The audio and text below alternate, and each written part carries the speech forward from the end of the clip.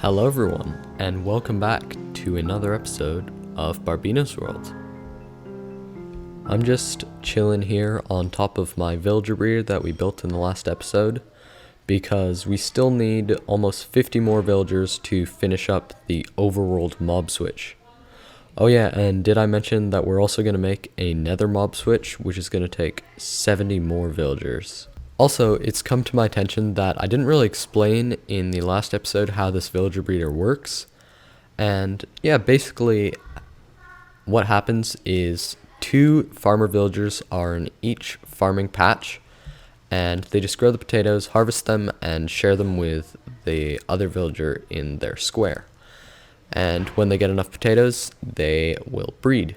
When that happens, the baby villager is attracted towards these beds. He tries to jump on them, but obviously using the trapdoor trick that tricks their pathfinding, they'll fall down into this water stream. And the baby villagers get pushed along, continue to be pushed all the way until they get here, and all 3 villager breeders are brought together in this middle stream. And then all of the baby villagers end up right here on top of this wall.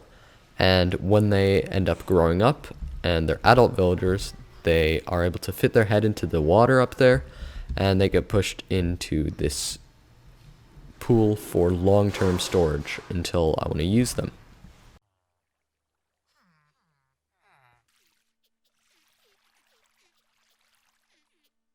And these villagers just keep escaping. It's just so annoying. I really don't know how to deal with it, but I'm trying to trap as many of these villagers as I can when they escape so that I don't end up wasting them.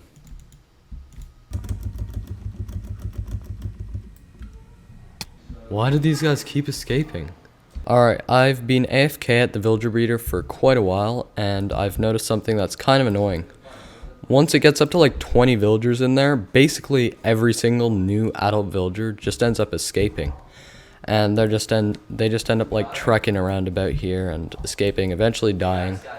So basically what I need to do here is just every time I fill up this area up here, I need to completely empty it before I can AFK for another about an hour, and then like stock it up again and then get rid of them, if that makes sense. This is pretty inconvenient, but I think it's going to be the only way to deal with the problem. With that, let's get a few more villagers into the mob switch.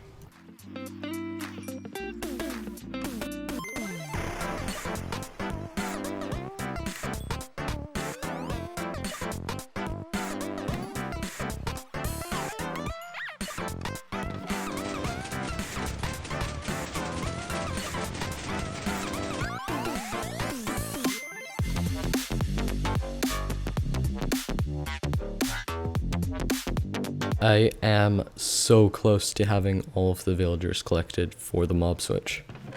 I've got 64 iron ingots in the chest, which means there are 64, 1 stack of villagers in the chamber. Yeah, and it's gotten to the point that my frame rate noticeably drops when I look at it. Like, it literally halves. And yeah, here they all are. I really hope there's exactly 64 of them. Anyways, I'm out of villagers in the breeder, so I'm gonna have to wait a little bit just until I get 6 more, and then I can finally finish the mob switch. I'm so excited. Alright, a few more villagers have come through the system, so I want to get these guys in the mob switch, and hopefully we'll be up to 70. 68 villagers, dude, I'm actually so close. And this is it. The 70th villager. As you can see, we've got 69 iron ingots in the chest, and that's 70.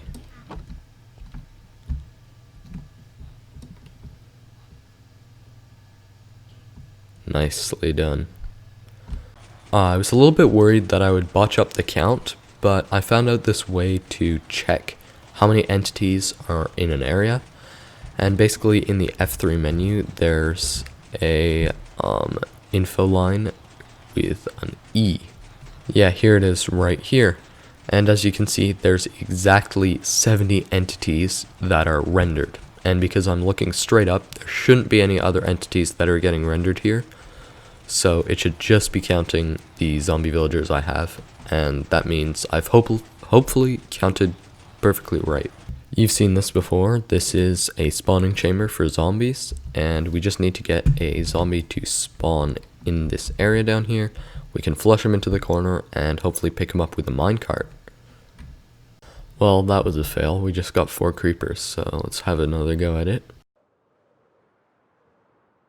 I'm actually very perplexed as to why no zombies are spawning. It's literally just skeletons, spiders, and creepers every single time. Alright, I think I've got a zombie, but there's a bunch of other mobs mixed in with it as well. So let's flush it down. And hopefully we'll be able to get it out without the other ones. Yeah, we'll just need to take out the other guys. See, I really botched the placement of the water, so they're like, not really. See, botch, a bumble, a blunder. Okay, we got him in the boat, so that first zombie eventually ended up dying, so I built up this new zombie catching system, and hopefully this will work. Wow, as soon as I rebuild it, look how many zombies we get. I literally only got 1 zombie before this. Let's get one of these zombies. So they should all be in the corner now, as you can see some of the arms poking out. Now let's put a minecart down. No! Dang it. That's kind of weird. Let's just try it again. Hopefully we don't run into the same issue. Grab some extras just in case.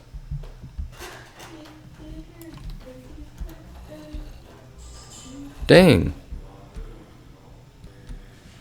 I've rearranged the rails a little bit, and this is gonna work.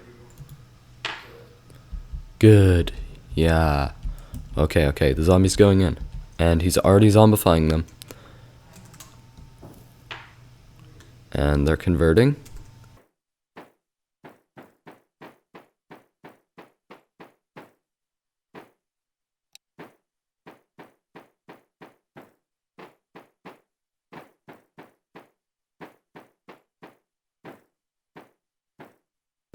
And there we have it. We should now have a completed mob switch. So let's just go test it out.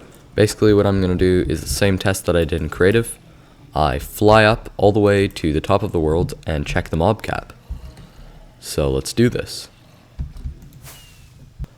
And I'm actually kind of surprised to see that this is actually working. We have 70 mobs in the mob cap, which means it's completely full and no other mobs can spawn, even though we are 340 blocks up. We can even look down at the caves in free cam, and as you can see, there's not a single mob in sight. Ooh. Except for some guys that have picked up items or blocks, but those don't really count. Anyways, there's not a single mob that's spawning, and that's actually insane. And before I leave this area, I want to do a little bit of cleanup just to make it a little bit less messy around here.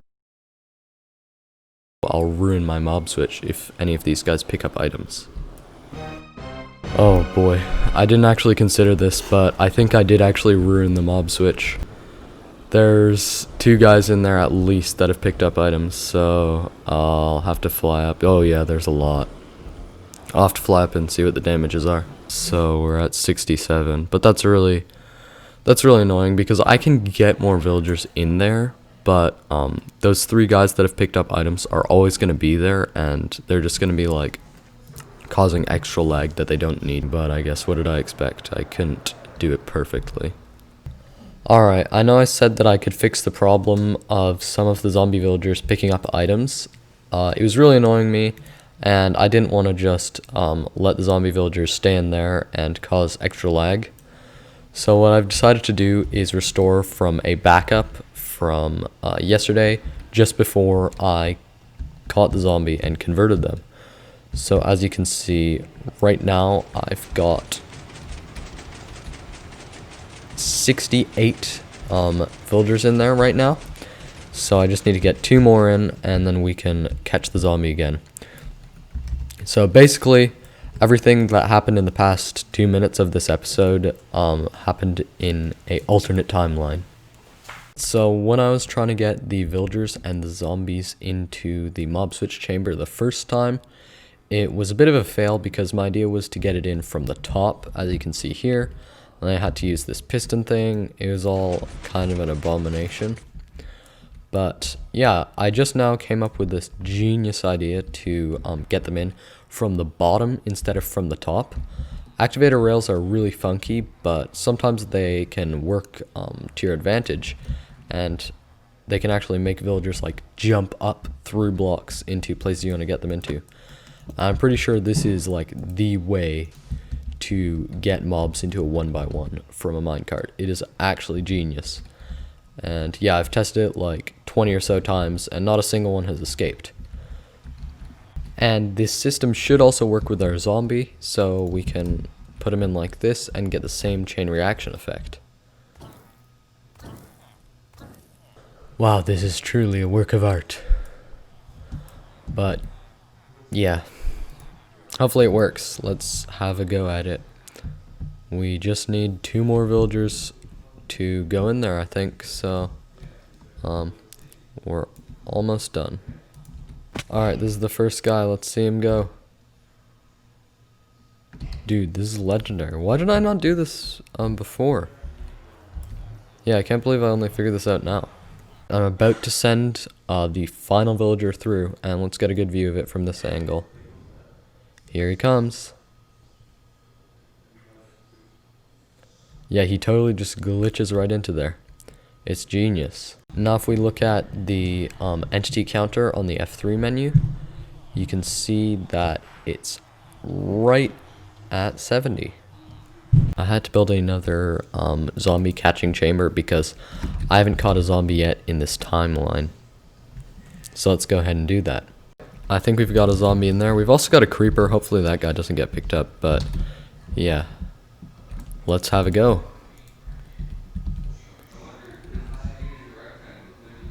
He's in. Now I get to watch this amazingly satisfying chain reaction once again. So nice.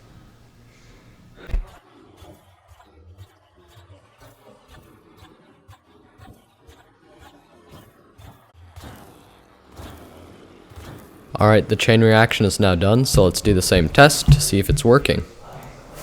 We got 70. Totally nailed it. Alright. So this time I'm just going to immediately save it and quit, and I'm just going to make a backup right here because I really don't want to botch it. I want to be really careful about these guys picking up items, so I'm not going to break any of the blocks close to them. I'm just going to stick with these and clear up as much as I can without like them picking up anything, because I don't want to restore from a backup again. Now that I've got this mob switch up and running, I should probably do something to defend it just to make sure I don't accidentally break it, or it doesn't accidentally get broken by something else. So basically my plan is just to spam a bunch of obsidian under it, and basically all around it, and that'll just make sure it stays completely safe.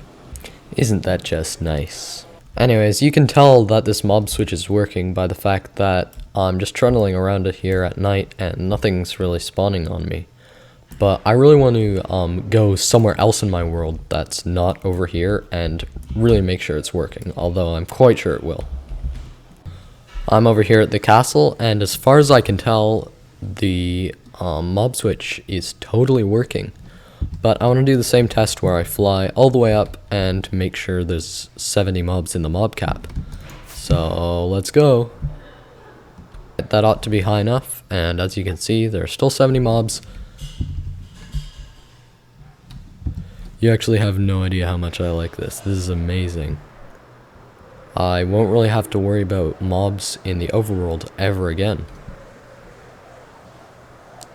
Except maybe phantoms, but that's fine, I'll just sleep once in a while. While all of that mob switch stuff was jolly good fun, I do have more plans for the project, but I'm definitely not going to do those this episode because it's just way too frustrating to move all those villagers and the zombies, and it's horrible. Anyways, I'm pretty happy with where we're at with it right now, so I'm going to take a break and do some building around here. And the first thing I want to build is I want to finish up this path going all the way from my castle down to the spawn base. And that's going to be really nice because we can use it to walk there if we want to, and it'll just seem more interconnected. And during this entire time lapse, I'm going to try not to sleep a single time.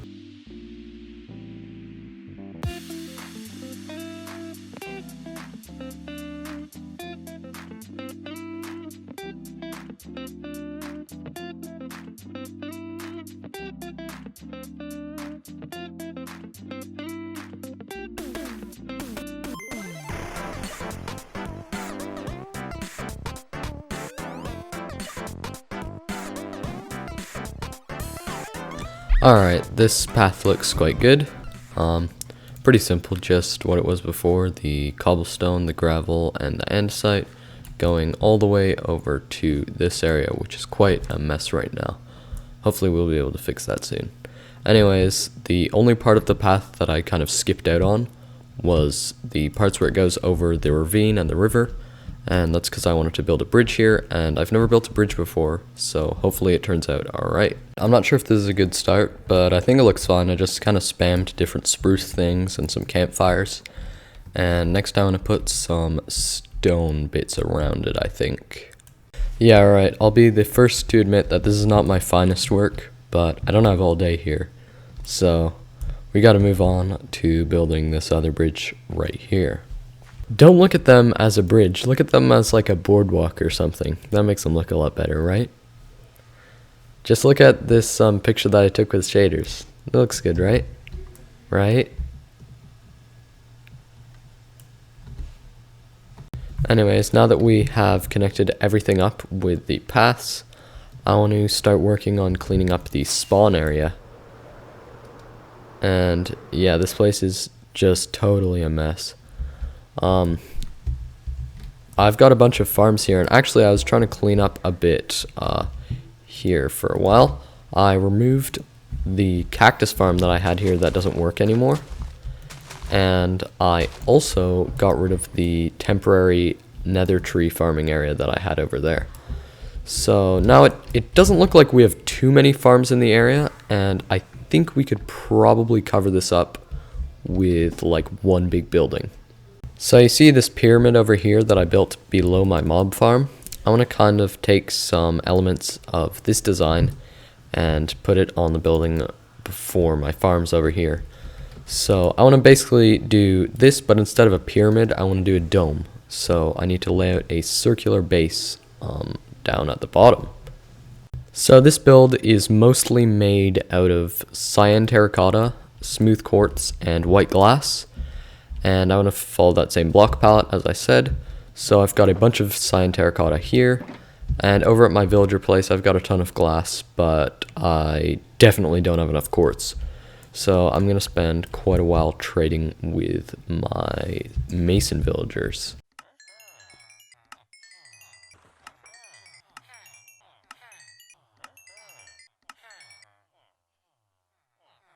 Good stuff. I've collected more than 18 stacks of quartz, and this should be good to smelt up now. This is literally going to take ages to smelt, so I'm just going to have to leave it for a while. Especially because my smelter's so bad. Pretty sure there's only like 24 furnaces.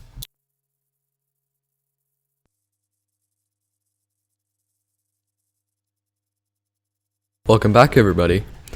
And I finished up collecting all the resources that I'll need, and also I spent some time building up this big circle, and this is going to be the outline of the new build.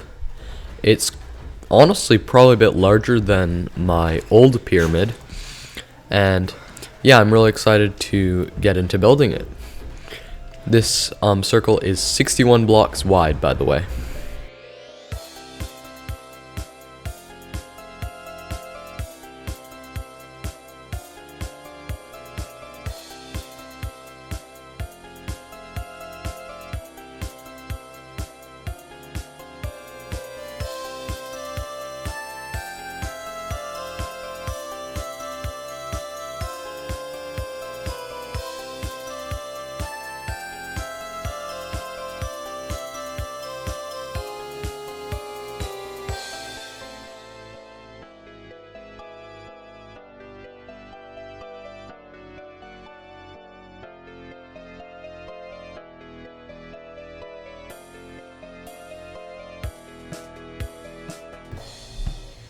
You will not believe how long it took me to build up this giant round floor.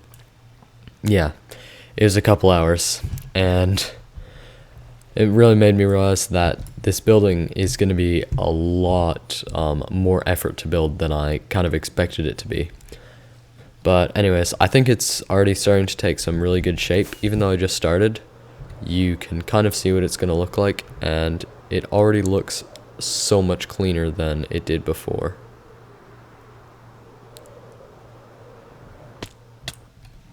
Yeah, this floor really took me so long that I'm totally out of time for this episode.